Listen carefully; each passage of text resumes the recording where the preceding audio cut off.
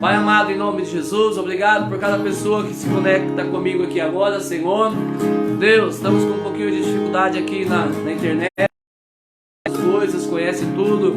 Pedimos a mão do Senhor nos ajudando, Pai, para que possamos alcançar o máximo de pessoas possível. E quero declarar, Deus, sobre cada um dos servos e servas do Senhor que separam toda a tarde um tempo para estar aqui comigo, buscando a Tua face, tendo comunhão uns com os outros, e também adorando o Teu nome, Senhor, e ouvindo a palavra. Que a graça do Senhor repouse sobre cada uma dessas pessoas. Pai, abençoe a Shalom em toda a face da terra, todos os pastores de cada Shalom espalhado em todo o mundo, cada família Shalom, cada ovelha preciosa, Pai, aqui da Shalom Mafra, que o Senhor nos deu para amar e cuidar. Obrigado, Senhor, pelo privilégio de podermos ser participantes da Tua obra, Senhor. Nosso pastor sênior, pastora Dilon, pastora Sinorá, oro, Deus, pela vida do pastor Lourenço, pastora Inês, nossos discipuladores amados, pastora DG Mauro, pastora Monique, líderes da Shalom Global. Senhor, cada líder, Pai, que compõe a Shalom, em nome do Senhor Jesus, Pai. Deus, eu quero clamar também ao Deus, em nome de Jesus, que o Senhor esteja, Pai, alcançando cada filho seu espalhado em toda a face da terra. Cada igreja que o Senhor abriu, cada sacerdote que o Senhor chamou, Deus, e levantou, prospere e abençoa, Senhor. E derrama graça, Pai, nós te pedimos. Espanta, Pai, da nossa terra esse mal de coronavírus, Covid-19, Senhor. E toda obra das trevas, Pai, contra o nosso Brasil, Senhor. Esse clima tenso político, Senhor, econômico e de saúde, Pai. A Tua graça esteja sobre nós te pedimos, Pai, em nome de Jesus. Oh Deus, oramos, oh Deus, em nome de Jesus, Pai, clamando chuva sobre a terra, Senhor. Manda chuva, Pai, nós te pedimos, Senhor, para que haja alimento nos campos, para que haja água nos rios, oh Pai, nas lagoas, oh Deus, e possamos, oh Deus, ter saúde, Pai, em nome de Jesus. Aleluia, aleluia, glória a Deus. Aleluia, glória a Deus. Quanto tempo esperei, chegou a minha vez. Sei que hoje é o meu dia, Jesus está aqui. Quanto tempo esperei, chegou a minha vez. Sei que hoje é o meu dia, Jesus está aqui. Move as águas, Senhor, move as águas.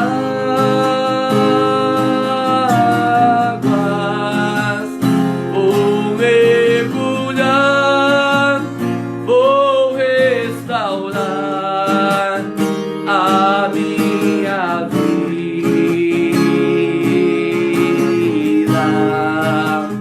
Move as águas, Senhor, move as águas.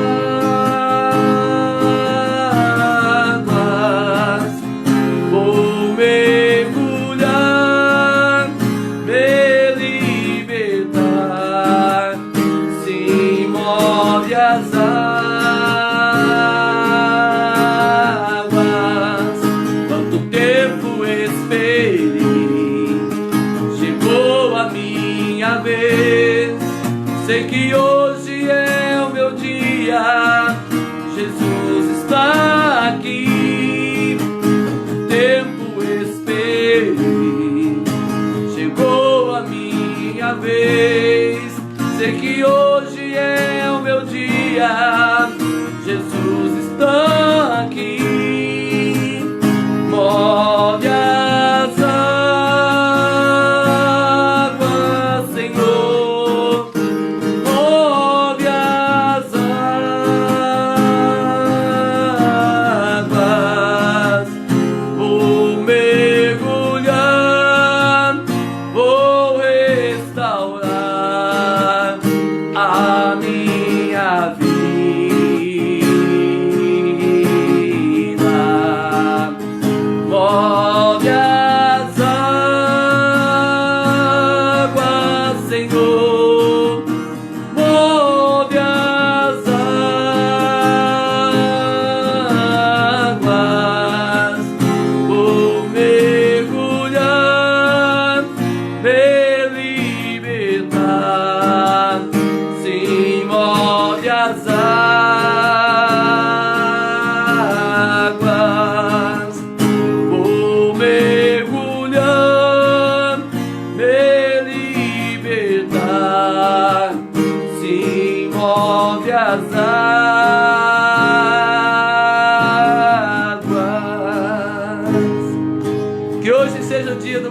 as águas do Senhor na sua vida e na sua casa, em nome de Jesus, amém? Glória a Deus, glória a Deus, aleluia. Muito bem, irmã Marli Souza, seja bem-vinda. Deus abençoe sua vida, em nome de Jesus, né? O fogo de Deus esteja sobre a sua casa, a presença do Altíssimo seja sobre a sua família, em nome do Senhor Jesus, amém? Seja abençoada aí, querido, onde você está. Glória a Deus, aleluia, Jesus, aleluia. Muito bem, graças a Deus.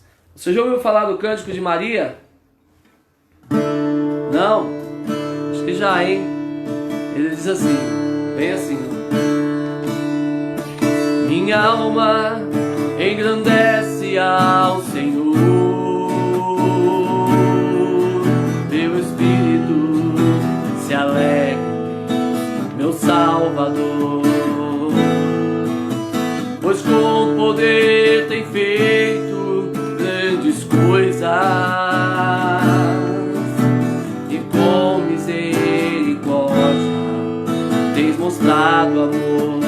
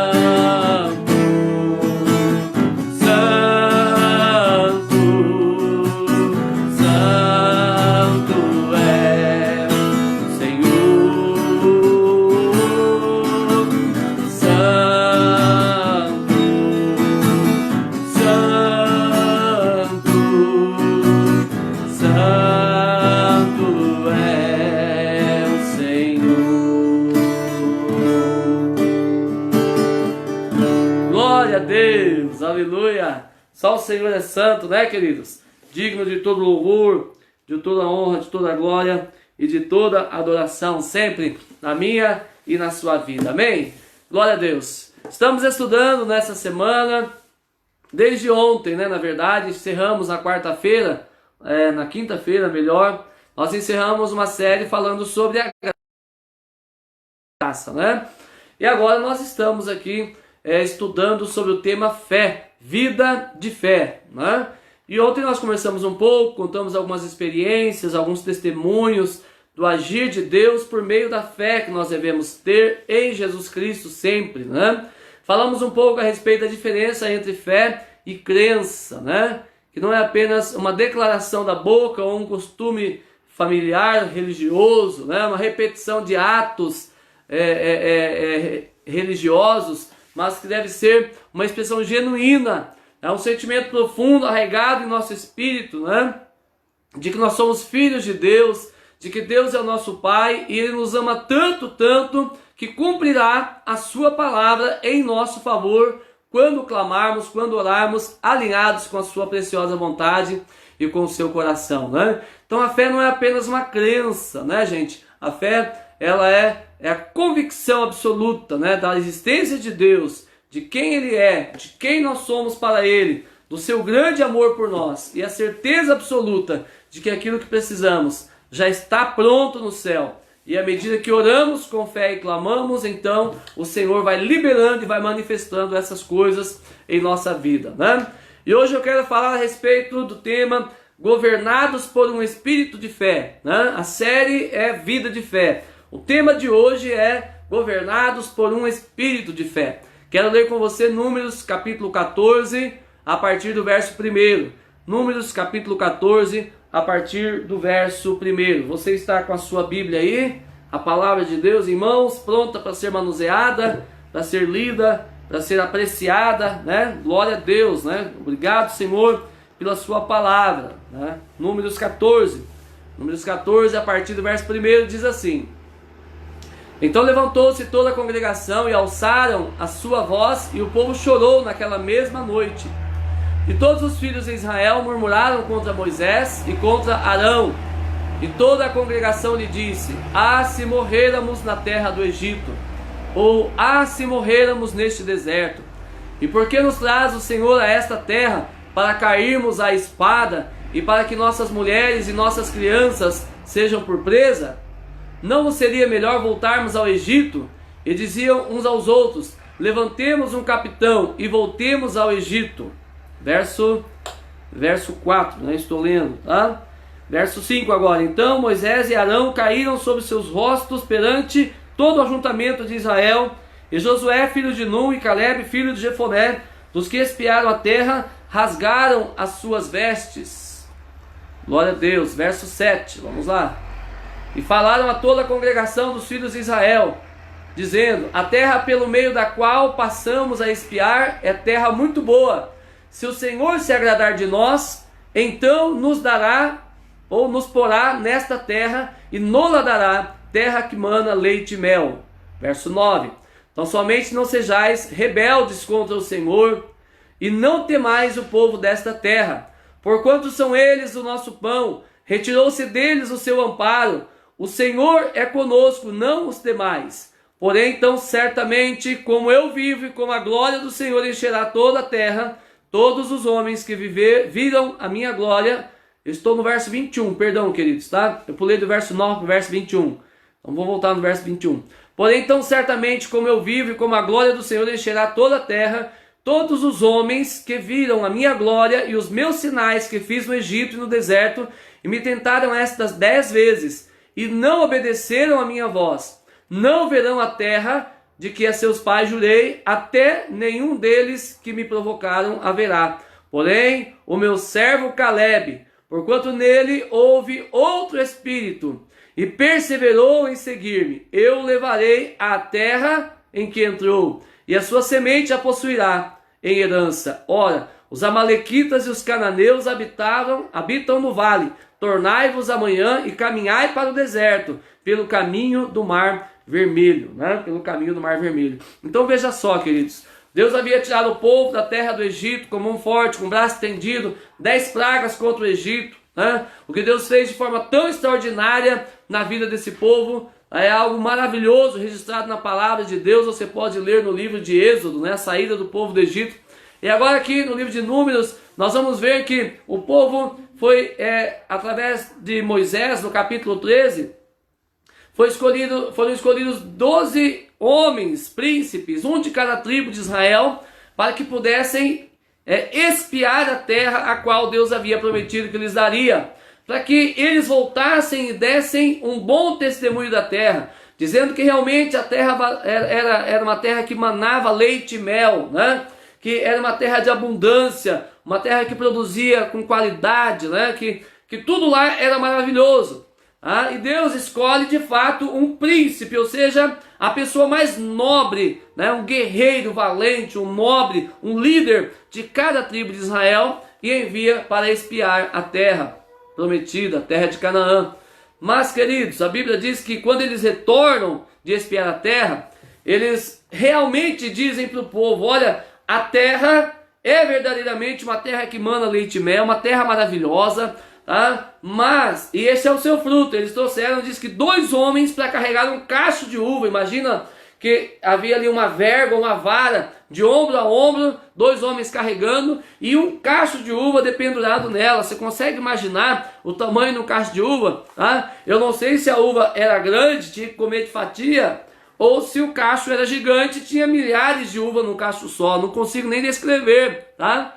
E aí, queridos, eles mostram o fruto, comprovam que a terra é maravilhosa, mas eles trazem um relatório. 10 espias dizem: mas a terra a qual passamos a espiar é terra que devora os seus moradores, né? Lá nós vimos os gigantes, filhos de Enaque. Lá também nós vimos, né, cidades fortes, bélicas, prontas para a guerra, tá? E nós nos sentíamos como gafanhotos aos olhos daqueles gigantes. E eles também nos viam como gafanhotos. Poxa, eles eram espias, tá? Não falaram com ninguém na terra, porque senão se eram espias iam se declarar, não é verdade? Tá? E como que eles sabiam que os gigantes estavam olhando para eles e os vendo como gafanhotos? Olha só, tá? A autoimagem dessas pessoas firmada em si mesmas e não firmada em Deus, né?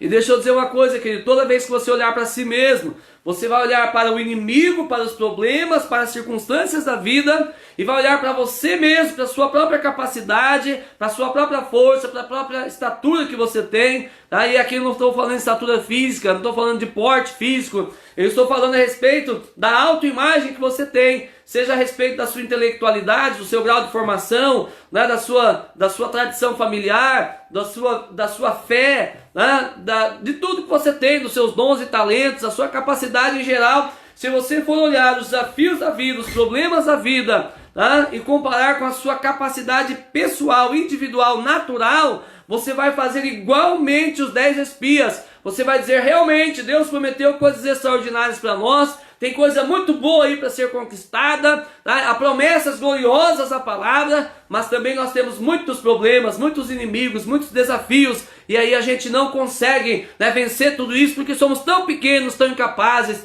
E aí, querido, você entra num vitimismo sem fim. E a Bíblia diz para nós, querido, que sem fé é impossível agradar a Deus. Sem fé é impossível agradar a Deus. E toda vez que você olha para o problema e olha para você, tá? Você está agindo na carne, você está agindo na força do seu braço, você está agindo na sua própria capacidade, tá? Se você olha para você e vê capacidade para enfrentar um problema sozinho, isso é a carne, obra morta, porque você está baseado em si mesmo para fazer as coisas e não em Deus. Mas se você olha para si mesmo e não vê capacidade, e por isso você chora, se lamenta, se reclui, né? Fica recluso em si mesmo, né? Tá? Vai lá para sua conchinha e se esconde, também você está em pecado. Sabe por quê? Porque é falta de fé, é falta de confiança em Deus, é incredulidade, tá? E Deus não chamou você para andar baseado na sua própria força, na sua própria capacidade. Deus chamou você para caminhar com Ele, confiar nele, entender quem Ele é e ter certeza que você, sendo filho dele, você é mais que vencedor, você é herdeiro de Deus e co-herdeiro com Cristo, né? Já falamos sobre a sua identidade aqui quando falamos sobre a realidade da nova criatura, tá? Então, gente, se você é filho de Deus, já nasceu de novo, já entregou sua vida a Cristo, já recebeu o perdão dos seus pecados, tá? A Bíblia diz assim que Deus vai dar tudo para você, né? Romanos 8:31 diz assim: se Deus é por nós, quem será contra nós, tá? Então, querido, essa pergunta é uma pergunta retórica, como dizemos, né? Que é para cada um olhar para dentro de si mesmo e automaticamente ter a resposta. O que Paulo está ensinando aos romanos é, queridos, desculpa, ele está dizendo o seguinte, né? Ele não está querendo saber quem será contra nós. É uma pergunta retórica. Na verdade, ele está afirmando: se Deus é por nós, ninguém será contra nós, tá? E aí ele vai relatando a partir do verso 32, aquele que nem mesmo seu próprio filho poupou, como não nos dará também com ele todas as coisas, né? Se Deus não poupou o próprio filho em seu favor, em meu favor, tem alguma outra coisa que Deus vai negar para você, querido, que você precisa, a não ser que seja algo ruim, a não ser que seja algo maligno, a não ser que seja algo que vai destruir você, como falamos aqui ontem, né? Então, querido, preste atenção. Se Deus deu o melhor dele para o mundo, que é o seu próprio Filho, para salvar os pecadores, então, querido, Ele vai prover você de tudo que você precisa. Então, pare de olhar para as circunstâncias, pare de olhar para o mundo e os seus desafios. Olhe para Deus, olhe para as coisas, para o mundo, para os desafios, do ponto de vista e da ótica de Deus, e não da sua ótica carnal, natural, humana, limitada. É por isso que Paulo, escrevendo aos Colossenses, no capítulo 3, a partir do verso 1, ele diz assim: portanto, se já ressuscitastes com Cristo. Então a afirmação que ele faz é a seguinte, ele diz: se você tem certeza que já nasceu de novo, que é filho de Deus, que já recebeu o perdão dos pecados, a vida eterna, já tem uma aliança com Deus, é isso que ele está dizendo. Portanto, se já ressuscitastes com Cristo, então ele diz: buscai as coisas que são de cima, onde Cristo está sentado à destra de Deus. Pensai nas coisas que são de cima e não nas que são da terra. O que ele está convocando a igreja a fazer, querido? A subir para junto de Deus através da fé, e olhar a vida, os seus problemas, os seus desafios a partir da ótica de Deus, a partir da ótica da palavra, e de como Deus nos prometeu que cuidaria de nós e nos ajudaria a enfrentar todo e qualquer desafio dessa vida, a ponto de Jesus dizer assim: olha, se vocês crerem de todo o coração em mim, vocês vão fazer não apenas as obras que eu faço, mas vocês vão fazer obras ainda maiores. Meu Deus, tá? Como podemos fazer obras maiores do que as que Jesus realizou na terra? Ele ressuscitou mortos, ele multiplicou os pães, ele andou sobre as águas. Como podemos fazer obras maiores? Porque ele era um só. Jesus na terra, ele estava andando no poder do Espírito Santo. Como qualquer um de nós também podemos e devemos andar no poder do Espírito Santo. Jesus, que ele não viveu como, ele não usurpou ser igual a Deus, diz a palavra. Ele esvaziou-se de si mesmo, ou seja, ele estava aqui na terra andando como um ser humano, tá? Dependente do Espírito Santo para fazer o que fazia, tá? Agora, querido, a Bíblia diz que Deus ungiu a Jesus de Nazaré com o Espírito Santo e com poder. Então veja só, tá? Jesus está nos levando a entender que para que nós façamos coisas extraordinárias como ele fazia, basta nós também termos uma vida consagrada e dependente do Espírito Santo em nossa vida, tá? Conhecer quem é o Pai, tá? E fazer as mesmas obras que ele. Agora, Jesus era um, nós somos milhões de cristãos espalhados pelo mundo. Então, queridos, se cada um de nós entender quem é o Pai, né, quem é o Filho, quem é o Espírito Santo, quem nós somos em Deus como filhos, qual é a promessa de Deus, qual é o poder que está à nossa disposição, segundo Paulo ensina em quase todas as cartas no primeiro capítulo, mas Efésios fica isso muito claro, bem patente. Ele diz assim: eu oro para que os vossos olhos espirituais se abram, para que vocês possam compreender qual é a grandeza do poder que está à vossa disposição. Que poder é esse? Ele diz: o mesmo poder que ressuscitou a Jesus Cristo dos mortos. Meu Deus, o poder que ressuscitou a Cristo dos mortos, querido, tá? É o mesmo igreja, para em nome de Jesus edificar e estabelecer o reino de Deus e derribar, destruir as obras infrutuosas das trevas. Mas nós ainda não entendemos isso como deveria. Os nossos olhos espirituais ainda continuam cegos, porque nós ainda vivemos como seres humanos comuns, dependendo da nossa carne, da nossa capacidade, tá? E nós só dizemos da boca para fora, a maior parte das vezes, que nós cremos, que nós temos fé, mas nós não agimos de acordo com aquilo que nós dizemos que acreditamos. Ah, nós não agimos, nós não agimos. Sabe, quer ter um exemplo? Tá? Olha só, se aparecer alguém perto de você e dizer assim: eu estou com uma dor de cabeça, se faz uma oração para mim, tá? Eu creio que se você orar, irmão, eu vou ser curado, tá? E aí então você ora, porque é uma dor de cabeça. Mas se a pessoa chegar para você e falar assim: irmão, eu estou com câncer, o médico disse que eu tenho só 20 dias de vida, mas eu creio que se você orar, eu vou ser curado, tá? Aí você treme na base porque você acha que o câncer é algo difícil demais para ser resolvido. Tá? Então a sua capacidade de fé, baseada em si mesmo, o faz achar que consegue orar por uma dor de cabeça, até porque a dor de cabeça, com ou sem remédio, vai chegar uma hora e vai passar, né? Tá? Agora, querido, o câncer é um desafio, que é um milagre da parte de Deus mesmo, não é verdade? Uma cura milagrosa, e aí a gente se inibe, não é verdade? Tá? Se chegar alguém aleijado, um paralítico, a gente não tem aquela coragem, aquela ousadia para chegar, levanta e anda, em nome de Jesus, como Pedro e João lá na Porta Formosa. E eu não estou acusando você de incredulidade, eu estou falando que nós, a igreja de Deus na terra hoje, tem agido de forma tímida e covarde, porque confia em si mesma e não no poder de Deus como deveria, tá? Agora a Bíblia diz a respeito de que 10 espias olharam para as circunstâncias de acordo com os seus olhos naturais e desesperaram, a ponto de querer levantar um capitão para voltar para o Egito. E eles dizem assim: pelo menos lá tinha comida e tinha túmulo. Meu Deus, tá? Pelo menos tinha comida e tinha túmulo. Meu Jesus amado, tá? Lá tinha alho, tinha cebola, tinha pepino. Meu Deus, alho, cebola e pepino é comida, né? Deus está dando para eles uma terra que manda leite e mel. E eles dizem: pelo menos a gente tinha essa comidinha lá, né? E tinha pelo menos lugar para morrer. Agora a gente vai morrer e vai perder o nosso corpo aqui pelo deserto. Vamos virar esqueleto, cadáver aí jogado pelo meio do deserto, porque nem lugar para enterrar a gente não tem. Misericórdia, né? Misericórdia. Depois de Deus ter feito sinais, prodígios e maravilhas extraordinários, tirado o povo do Egito de forma poderosa, a Bíblia diz, com mão forte e braço estendido. Agora, esse povo tem uma visão míope para entender que é o mesmo Deus quem disse: a terra é maravilhosa e eu vou colocar vocês lá. Não é verdade? 10 espias, 10 representantes de 10 tribos, os 10 mais nobres das suas tribos, tá?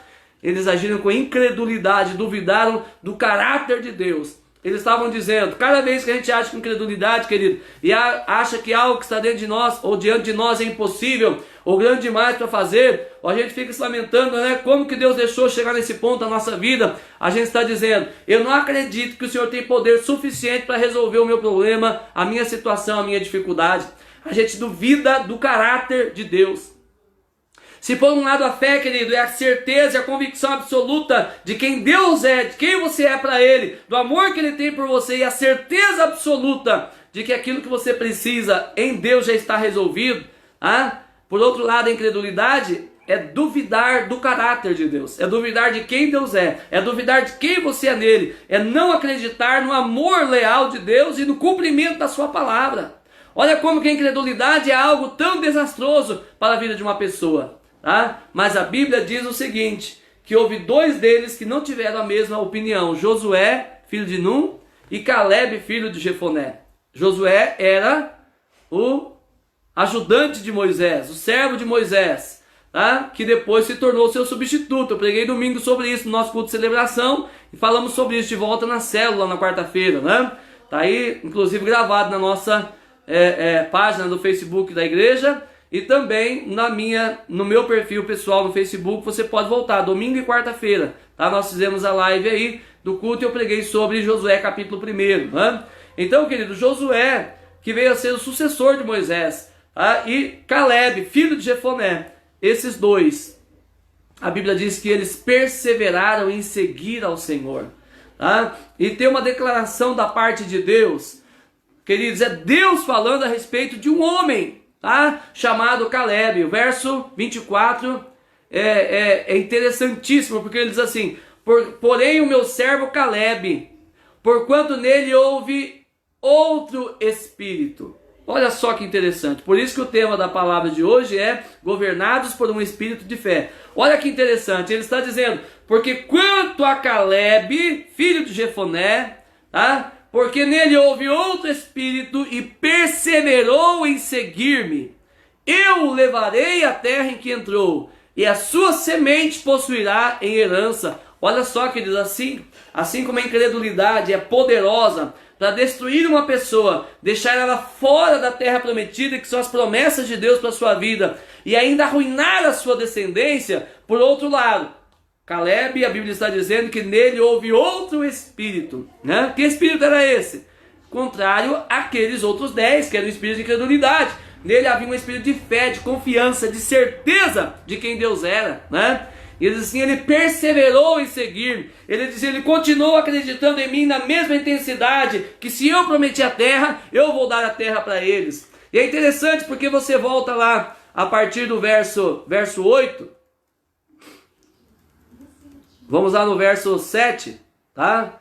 Verso 6 em diante, 6 em diante. Josué, filho de Num, e Caleb, filho de Jefoné, dos que espiaram a terra, rasgaram as suas vestes. Olha só, tamanha a indignação desses 2, né? Tamanha a indignação desses 2 contra a incredulidade do resto, tá?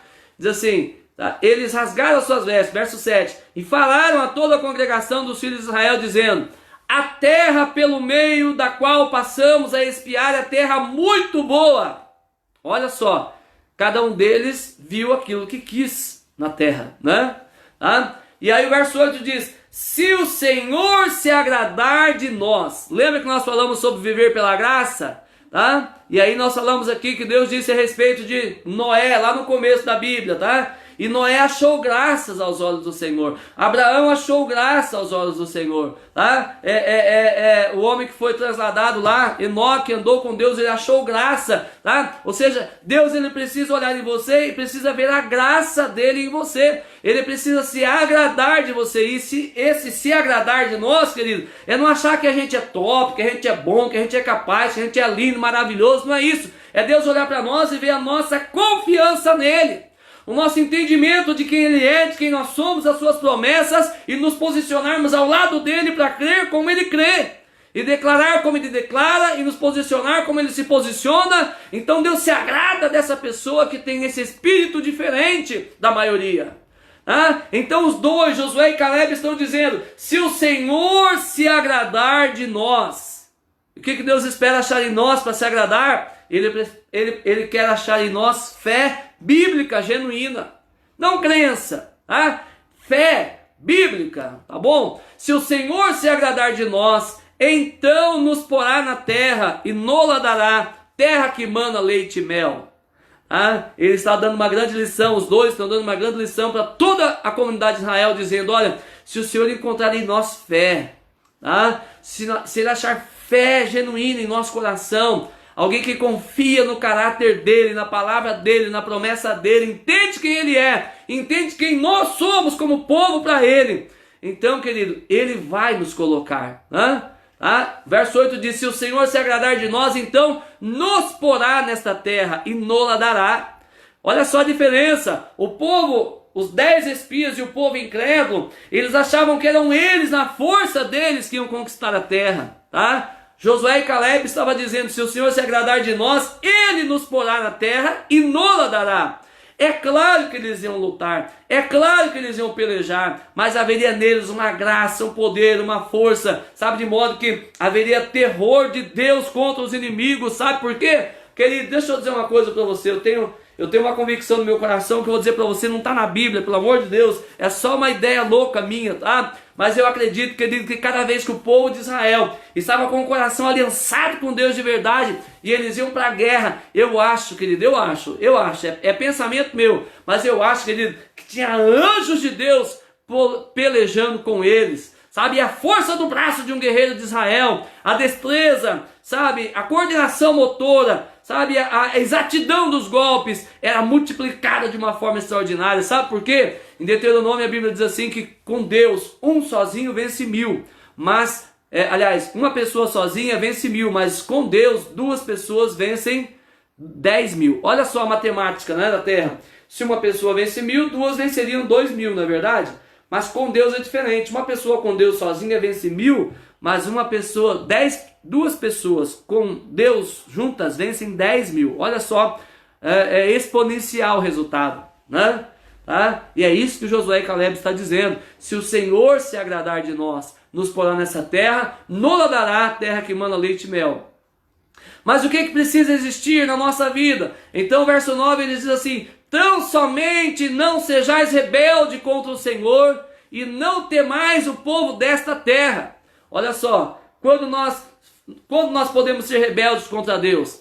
É deixando de crer nele de todo o coração e acreditando nas circunstâncias. Porque quando a gente acredita que o problema é grande demais e não será resolvido, a gente está dizendo assim: o meu Deus não é forte e poderoso o suficiente para me dar a vitória. Tá? Então isso é ser rebelde contra o Senhor. É, apesar de Deus ter prometido a sua palavra ser fiel, a gente dizer que ela é verdadeira, na hora do vamos ver, do frigir da batalha, a gente simplesmente desanima, desiste, né? E diz assim, né? Ah não, tá tudo acabado, tá tudo bem, né? É assim mesmo, eu já sabia que não ia dar certo, ou coisa semelhante, tá? Mas aqui, Josué e Caleb está dizendo, tão somente não sejais rebeldes contra o Senhor, não temais o povo dessa terra, o problema, a dificuldade, a adversidade, tá? Porquanto são eles o nosso pão, retirou-se deles o seu amparo, e o Senhor é conosco, não os temais. Olha só, havia um espírito diferente em Josué e Caleb, porque eles olhavam para Deus, e não para o povo da terra. Eles até tinham noção real de quem o povo da terra era. Eles não ignoravam o desafio, mas eles encaravam o desafio a partir da ótica de Deus. Quem Deus é, e é Ele quem nos deu a terra. É Ele quem vai nos colocar lá. Tá? Quem o inimigo é comparado com Deus. Tá? Enquanto que o povo e os espias rebeldes, eles dizem assim, quem nós somos comparado com o inimigo? Entende a grande diferença, querido? Se você avaliar o seu problema a partir da ótica do céu, nada será impossível para você. Mas se você avaliar o seu problema com a ótica da terra, olhando a sua própria capacidade, os seus recursos, os seus talentos, os seus dons, aí, querido, você está morto, você está perdido. Então você precisa aliar o seu coração com Deus. Glória a Deus, aleluia, aleluia. Que bom, Ismailda, seja bem-vinda. Sônia Valdeir Marques, sejam bem-vindos em nome de Jesus, tá? Quem mais está por aí? Sônia Aragão, Deus abençoe. Natalino Cândido, meu mano, Deus abençoe. Glória a Deus por cada um de vocês que estão aí, firmes e constantes aí, ouvindo a palavra, amém? Glória a Deus, estou aqui por vocês, viu? Estou aqui por vocês. Agora, vamos aqui analisar algumas coisas, né? Meu Deus, acho que a hora já era, né? Gente, falta 6 minutos para as 15 horas, né? Mas vamos lá enquanto dá, né? Olha só, presta atenção, tá?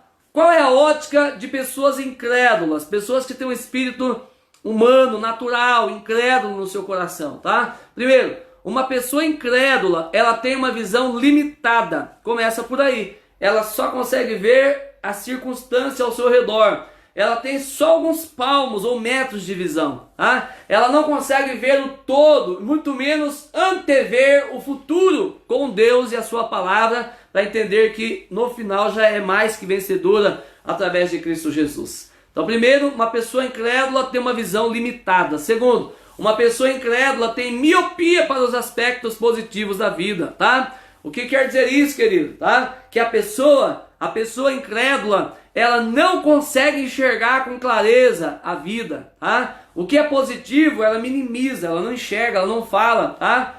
Mas ela tem uma visão expandida, tá?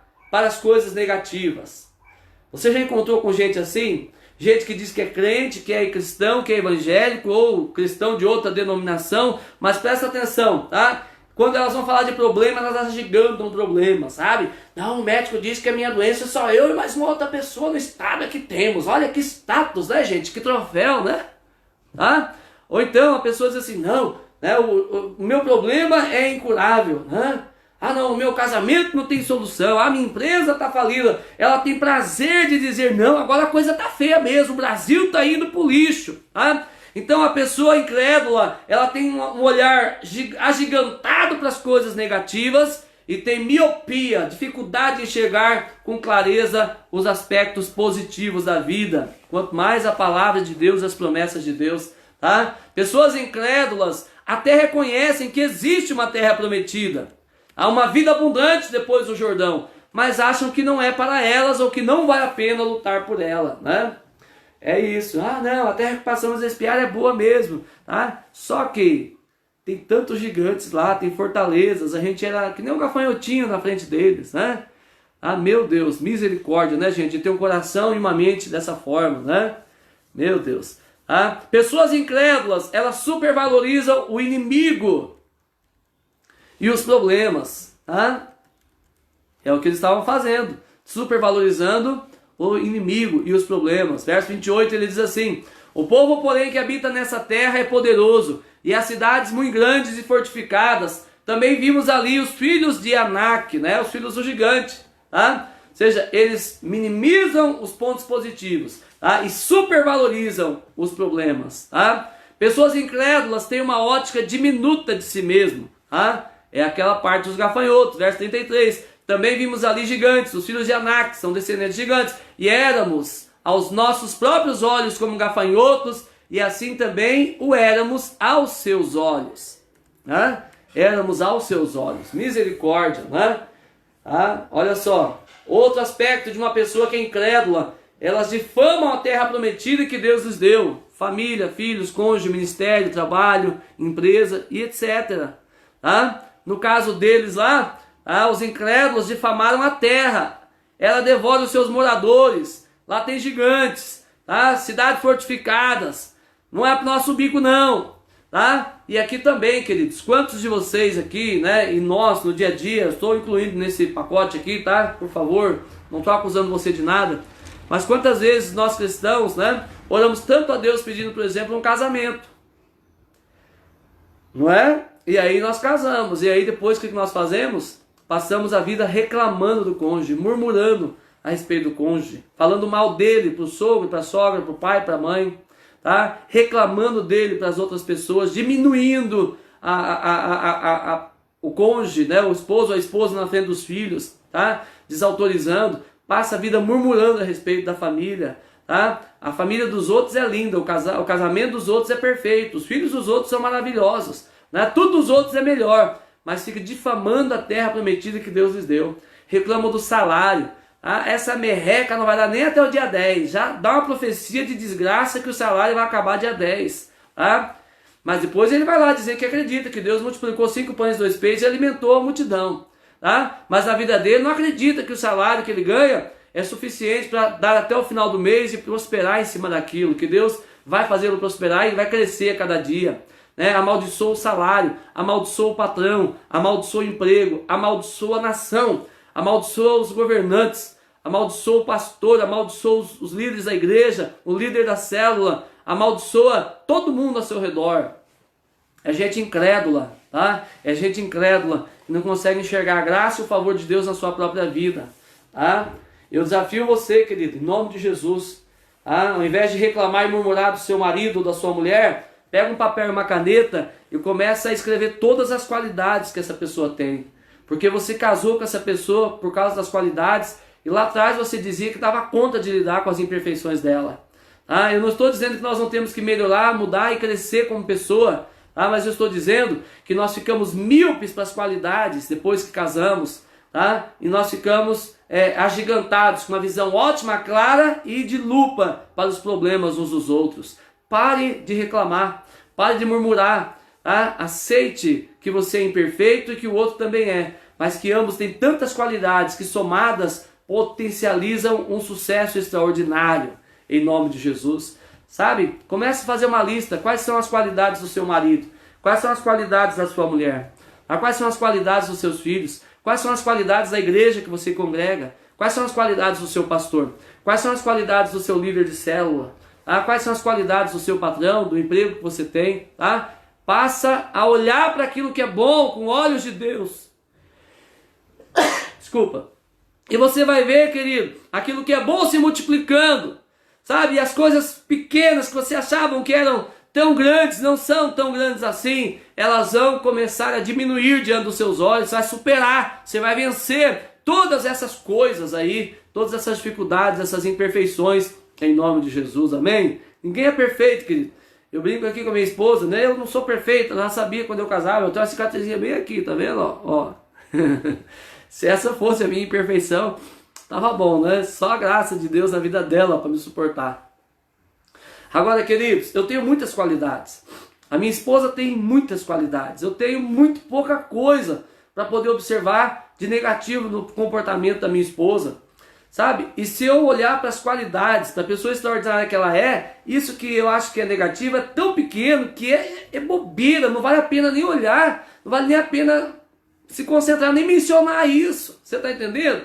Tá? Não é problema de caráter, não é nada, é só um jeito de ser dela que é diferente do meu, é uma questão de perfil comportamental, sabe? Que é um jeito de ser, não tem nada a ver com caráter, com conduta, com princípio bíblico, entende? Então, queridos, por que nós temos que focar no outro, nos defeitos, tá? E amaldiçoar a terra prometida que Deus nos deu? Então, para de difamar a terra prometida que Deus já te deu. O seu casamento, o carro que você tem, a casa que você mora, a comida que está na sua mesa, os filhos que você deu, a roupa que você veste, a igreja que você congrega, o emprego que você tem, o patrão, a empresa, tá, que você abriu. Para de amaldiçoar quando Deus chamou você para ser uma boca de bênção. Diz a palavra de Deus, né, que de uma fonte não pode proceder água boa e água ruim, tá? Água amargosa ou salobra, né? E água normal, potável, tá? Não, você tem que decidir, querido. A sua boca vai ser fonte de bênção ou de maldição. Lá no Salmo 45, o salmista escrevendo a respeito do rei, ele diz assim, né? Olha, tu és o mais formoso dos filhos dos homens. Tá? A graça se derramou em teus lábios e por isso o Senhor te abençoou para sempre. Essa era uma constatação que os filhos de Corá tinham a respeito do rei. Que porque a graça havia se derramado em seus lábios, então a vida dele era uma vida extremamente abençoada. O que nos leva a concluir o quê? Que quando a desgraça se derrama em nossos lábios, então a nossa vida não vai ser abençoada, vai ser amaldiçoada. Não por Deus, mas por nós mesmos, né? Porque nós vamos estar semeando sementes de ingratidão, de ódio, né? De raiva, sabe, queridos? Deus não suporta pessoas ingratas, pessoas incrédulas, e pessoas incrédulas difamam a terra prometida que Deus deu. Para de amaldiçoar as bênçãos que Deus te deu. Sim, queridos, tudo desse mundo é imperfeito, inclusive as pessoas, tá? E você não é perfeito. Para de se achar porque você não é, tá? Para de se achar. Agora, letra G, aqui ó, no sétimo ponto, né? Sétimo ponto. Pessoas incrédulas sentem-se incapazes de vencer os inimigos e os problemas da vida. Né? Verso 31, ele diz, porém os homens que com ele tinham subido disseram, não poderemos subir contra aquele povo porque é mais forte do que nós. Né? Tá tudo bem, é mais forte do que nós, mas ele é mais forte do que Deus? É mais forte do que Deus o seu problema? H, oitavo, contagiam, pessoas incrédulas contagiam todos ao seu redor, com medo e acabam por morrer no deserto, sem conquistar a terra prometida ou a vida abundante que Deus prometeu. Tá lá em Números 14, de 21 a 23, você vai dizer que todos os homens de Israel, o povo todo, tá? Diz assim que eles choraram diante de Deus, né? Eles choraram, se lamentaram. 21 a 23, na verdade, diz que o Senhor dizendo que tão somente como eu vivo e como a glória do Senhor encherá toda a terra, todos os homens que viram a minha glória, os meus sinais que fiz no Egito e no deserto, e me tentaram essas 10 vezes e não obedeceram a minha voz, não verão a terra de que a seus pais jurei, e até nenhum daqueles que me provocaram haverá. Sabe, tem muitas conquistas que não vêm, queridos, porque a maior parte do tempo talvez nós estamos murmurando e reclamando. E Deus diz assim, eu não vou colocar você na terra prometida que você quer. Sabe por quê? Porque você é um murmurador. E lá em 1 Coríntios, Paulo diz assim que aqueles que murmuraram foram destruídos pelo anjo destruidor, né? E nem murmureis, como alguns murmuraram e foram destruídos pelo anjo destruidor. Sabe, querido? Deus tem misericórdia de nós, para que possamos ter uma linguagem coerente com aquilo que nós dizemos que cremos, tá? Quem é o seu Deus? Quem é o seu Senhor? Ele é grande, ele é poderoso, ele é forte? Ou o seu problema é grande, é forte? Tá? Ou o caos do país é maior do que o seu Deus? Tá? Ou as decisões do seu presidente são maiores do que o seu Deus? Tá? Ou a exoneração, a alta exoneração de um ministro é maior do que o seu Deus? Tá? Ou um vírus é maior do que o seu Deus? Deixa eu dizer uma coisa para você, acima de todos esses problemas desse mundo, esse é um mundo caído, querido, tenebroso mesmo, mas acima de tudo isso tem Deus no céu para governar nossa nação, para governar nossa terra, para governar nosso povo, para abençoar a tua casa, para abençoar a tua empresa, para abençoar a tua saúde, para fazer você prosperar, independente de toda e qualquer situação. Querido, ou o Senhor é o teu pastor e nada te faltará, ou então ele não é e você está por conta mesmo, tá? Mas se você ousar crer no Deus, querido, que você diz que serve, você vai entender que com ele você já é mais que vencedor sempre. Amém? Glória a Deus. Glória a Deus. Josué capítulo 14, verso 8, né, um relato, né, de Caleb. O Caleb falando a respeito da atitude dos outros espias, né? Ele diz assim, mas meus irmãos que subiram comigo desesperaram o povo, tá? É por isso, queridos, nós dizemos, né, no mundo do coaching, nós dizemos que você é a média das 5 pessoas com quem você mais convive. Talvez você já ouviu por aí. Então pare de conviver tempo demais com pessoas negativas, com pessoas choronas, tá? Com pessoas mimimi, tá? Pare de conviver com gente, querido, que vive, sabe, ali naquele ambiente de tristeza, de sofrimento intenso. A vida sempre está muito ruim para ela. Gente, tem gente que você não pode dizer bom dia, tudo bem? Você só diz bom dia. Você sabe que se você disser tudo bem, é a chance que a pessoa tem para jogar, sabe, uma enxurrada de negatividade sobre a sua vida e estragar o seu dia, né?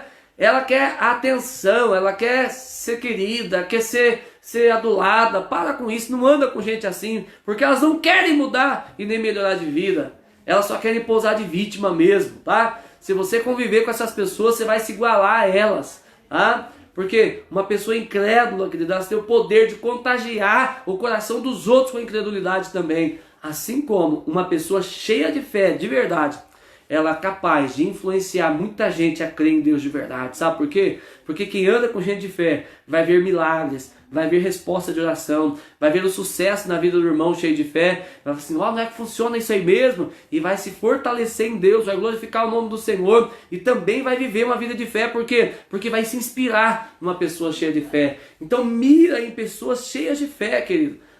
Fé bíblica verdadeira, e ande com essas pessoas, se aproxime delas, sabe? Ouça o que elas falam, sabe? Observe como elas se comportam, sabe? E procura modelar sua vida em grandes exemplos de homens e mulheres de Deus, primeiro da palavra, segundo de homens e mulheres santos e santas que convivem no seu dia a dia, e você vai crescer na fé. Mas sai do ambiente das pessoas incrédulas em nome de Jesus, amém? Glória a Deus, tá? Mas as pessoas que têm um espírito de fé, como que elas se comportam? Eu vou falar amanhã é domingo, né? Vou falar para você na segunda-feira, tá? Então hoje eu disse que estamos falando sobre vida de fé, tá? E sobre o tema governados por um espírito de fé. E até agora eu dei o raio-x para você de como é uma pessoa incrédula. Quer revisar? Talvez você chegou depois, tá? Só vou ler, tá? 8 características de pessoas incrédulas. Pode ter mais, tá? Eu selecionei 8. Primeiro, elas têm uma visão limitada da vida, tá? Segundo, elas têm miopia para os aspectos positivos, né? Elas agigantam o problema, né?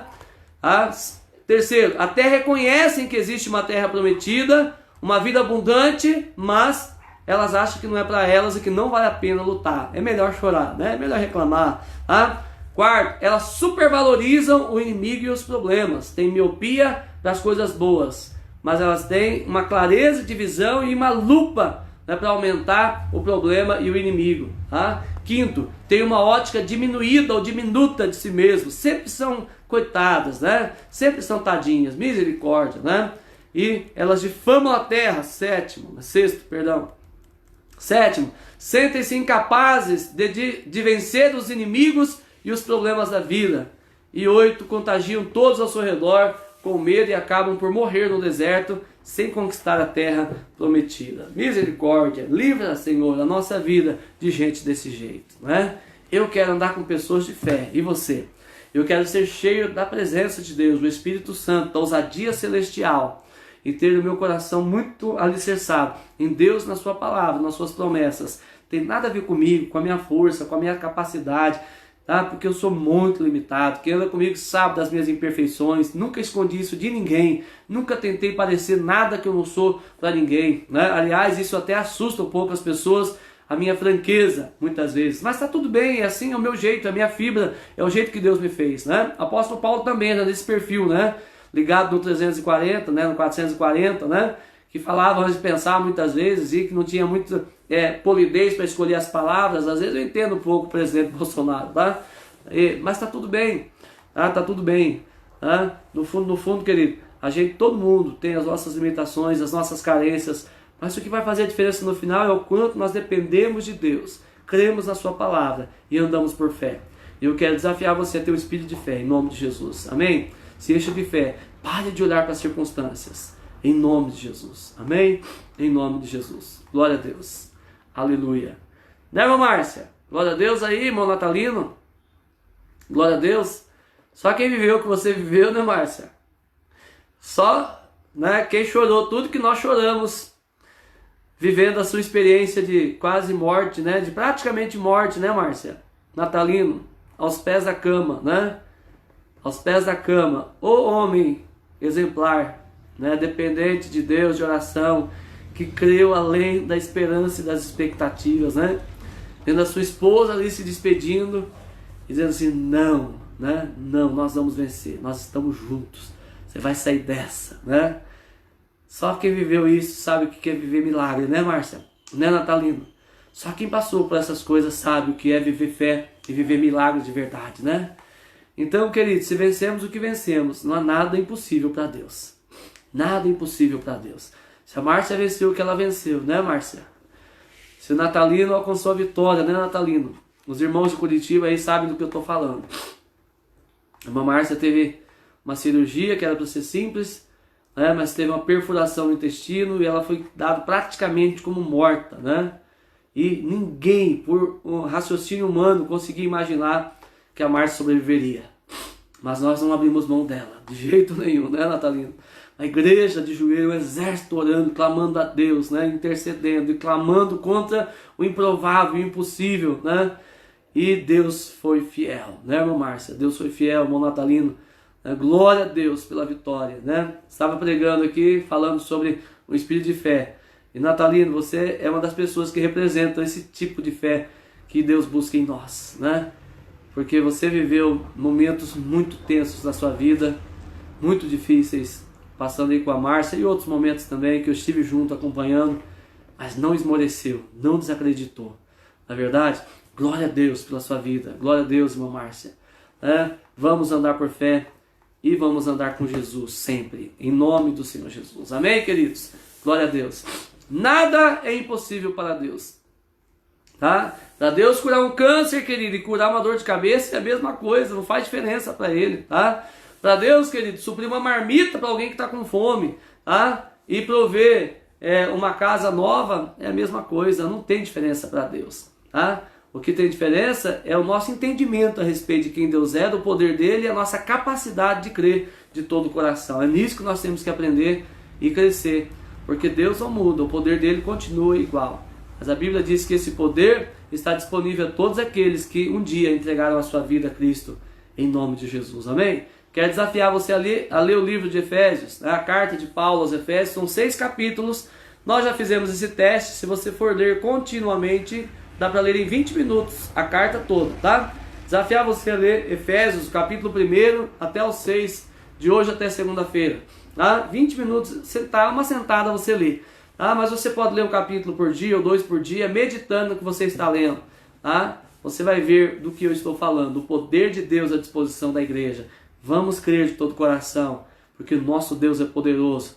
Ele é o nosso Pai, somos os seus filhos. E todas as suas promessas são reais, são verdadeiras para a nossa vida. Não seja incrédulo, seja um crente cheio de fé, em nome de Jesus. Amém? Glória a Deus, vamos orar? Qual é o seu grande problema? Qual é o seu grande desafio? Qual é a sua grande dificuldade? Tá? Quais são as suas impossibilidades? Vamos olhar para elas hoje, para eles, do ponto de vista de Deus, da ótica do Senhor, olhando lá de cima para baixo. A Bíblia diz que nós já nos assentamos, que Cristo nos fez assentar nos lugares celestiais com Ele. Tá? Efésios 2, 6. Efésios 2, 6. Melhor conferir, né? Melhor conferir, porque é melhor não falar o que não é certeza, né? Tenho quase certeza, mas não tenho 100% de certeza. Então, aqui a Bíblia está na mão e nada melhor do que conferir, né? Deus já nos chamou para nos assentarmos com Ele nos lugares celestiais em Cristo. Ou seja, pela fé, você pode se assentar com Cristo lá no trono da graça e olhar o mundo a partir de lá, né? Efésios 2,6. E nos ressuscitou juntamente com Ele e nos fez assentar nos lugares celestiais em Cristo Jesus. Tá? Se você está em Cristo, você está assentado com Ele lá, olha de lá para cá e você vai ver que o teu problema vai ser muito pequeno e a glória de Deus vai ser grandiosa na sua vida e você vai colecionar respostas de oração e vai ser uma referência de fé para outras pessoas em nome de Jesus. Amém? Vamos orar? Eu não vi os pedidos de oração, se tem ou não, quantos tem, mas Deus viu você escrevendo, tá? Se você escreveu o pedido de oração, agora é a hora de você poder colocar a sua vida diante de Deus e poder clamar a Deus juntos com muita fé pelo agir de Deus na sua vida, na sua casa, em todas as circunstâncias que estão agindo na sua vida hoje, eu não sei quais são. Estou tentando ver aqui se tem algum comentário. Como disse, o meu notebook está tão lento hoje, eu não sei, acho que tem que fazer uma limpeza nele. Me ajudem aí, tem pedido de oração? Escreva aí em nome de Jesus, senão nós vamos orar em linhas gerais e você coloca aí diante de Deus a sua dificuldade, o seu problema, crendo de todo o coração que Deus ele é poderoso para atender as nossas orações, dar resposta aos nossos pedidos em nome de Jesus. Amém? Glória a Deus. Muito obrigado pela sua presença, cada um que esteve aqui comigo, por ter estado conosco aqui neste tempo, né? Ter ficado até o final. E se você foi abençoado por essa palavra, compartilha com alguém, tá bom? Fala com alguém, ministra o coração de alguém, tá? Reparta essa palavra, convide aqui para as nossas lives toda tarde, e que Deus recompense e abençoe a sua vida, em nome de Jesus. Amém? Vamos orar? Senhor Jesus, muito obrigado, Deus, por este tempo. Obrigado por essa palavra que o Senhor tem colocado no nosso coração nestes dias, que ela é tão relevante, Pai, para este tempo que estamos vivendo. Tempos desafiadores no nosso país. Tempos desafiadores para o mundo, Senhor, com essa doença, Covid-19. Pai, com os problemas econômicos que o mundo enfrenta, com os problemas políticos que o Brasil enfrenta, Senhor. Pai, mais do que nunca, nós somos desafiados, ó Deus, a nos assentar contigo nos lugares celestiais, encarar a vida e os problemas a partir da confiança que temos no Senhor. Ontem nós estudamos, ó Deus, em Hebreus 4,16, que nós é quem devemos nos achegar confiadamente ao trono da graça, a fim de alcançarmos graça e sermos atendidos em ocasião oportuna. Que cada um aqui, ó Deus, possa ter essa consciência que pode, a qualquer momento, em qualquer lugar, sem qualquer tipo de cerimônia, apenas com muita reverência e respeito no coração e muita fé, clamar ao Senhor e apresentar a Ti os seus problemas, as suas adversidades, e repreender a enfermidade, repreender a pobreza, repreender os problemas familiares, repreender a intervenção do maligno, em nome de Jesus sempre, Pai. E a Tua palavra diz que aquilo que dissermos com todo o coração ligado contigo, será feito em nome de Jesus. Quero declarar, meu Pai, que essa pessoa que está me assistindo, ela seja uma pessoa extraordinariamente cheia de fé. Deus, não uma fé religiosa, mas uma fé espiritual, Senhor, baseada na palavra do Senhor. Que o coração dela seja acrescentado na fé, fortalecido na graça, Pai, que a confiança dela no Senhor possa ser firmada nesses dias, ó Pai, ela possa entender quem o Senhor é, Pai, que o Senhor pode todas as coisas, contra toda e qualquer perspectiva, o Senhor é Deus, Pai, e nós podemos crer, ó Deus, até o final, porque o Senhor tem a última palavra sobre a nossa vida, em nome do Senhor Jesus. Acuda, Senhor, a cada pessoa que está pedindo oração agora. Olha para a sua família, olha para a sua casa, olha para as suas adversidades. Deus, não esconda a Tua mão, Senhor, mas estenda sobre cada uma dessas pessoas. Repreenda o inimigo, Pai, no nome de Jesus. Traga cura extraordinária, Pai, e milagrosa sobre a vida dessa pessoa. Que o Teu nome seja glorificado e muitas pessoas sejam salvas por causa do testemunho de vitória deste irmão e dessa irmã, em nome de Jesus. Agradecemos por tudo, Pai. Obrigado pela Tua fidelidade, porque o Senhor nunca muda. Nós é que somos falhos, perdoa-nos por isso. Nós pedimos em nome de Jesus. Amém, Jesus. Amém. Amém? Glória a Deus. Graças a Deus pela sua vida. Obrigado pela presença de cada um de vocês, né, por estar aqui todas as tardes. Então, lembrando, amanhã domingo nós não teremos live às 2 horas, tá? Porque senão atropela demais o nosso dia, né? Nós estamos voltando com o culto de celebração amanhã na igreja, tá? E aqui eu quero deixar o convite. Quem está por perto, está na região e quiser estar conosco no culto amanhã à noite, é nosso convidado, tá? Observando algumas regras, né? Não podem vir pessoas a mais de 60 anos, pessoas com sintomas gripais e alérgicos não podem, pessoas com doenças, né, de baixa imunidade, qualquer tipo de doença, né, é melhor não vir, tá bom? Tá? Crianças, nós recomendamos que os pais que têm crianças muito pequenas, especialmente aquelas que são mais difíceis de lidar, fica um dos pais com essas crianças em casa, porque não vai ter atendimento para as crianças na igreja nesses dias, porque as nossas salas são pequenas, não dá para cumprir com o decreto do distanciamento. Outra coisa, as crianças pequenas têm dificuldade de ficar com a máscara e é obrigatório permanecer com a máscara o tempo inteiro. Então, quem vier precisa trazer a sua máscara, tá?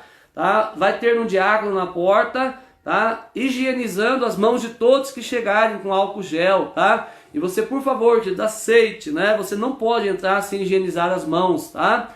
Nós temos 30 lugares lá na igreja, separamos, medimos lá certinho, 1,5 metro de distância, né? De uma cadeira para outra, tá? Dos lados, na frente, atrás. Então nós temos espaço para 30 pessoas, Tá? E os 30 primeiros que chegarem vão entrar lá no grupo da igreja, no WhatsApp. Nós estamos fazendo uma lista de confirmação de quem vai estar presente, para que a gente possa ter noção se vai comportar todo mundo ou não, tá? Até agora eu vi uma adesão assim até pequena, tinha acho que 13 pessoas confirmadas, né? Acho que ao todo vai dar umas 20 pessoas, né? Então nós teremos mais 10 lugares que podem ser abertos ali a qualquer pessoa da comunidade que queira participar do culto, tá bom? Tá? Então lembre-se, se você vier 18 horas amanhã, tá? O nosso endereço é Rua Antônio Procopiac, 444, aqui na página da igreja, na Shalom Mafra, tem aí o local, o endereço, o mapa.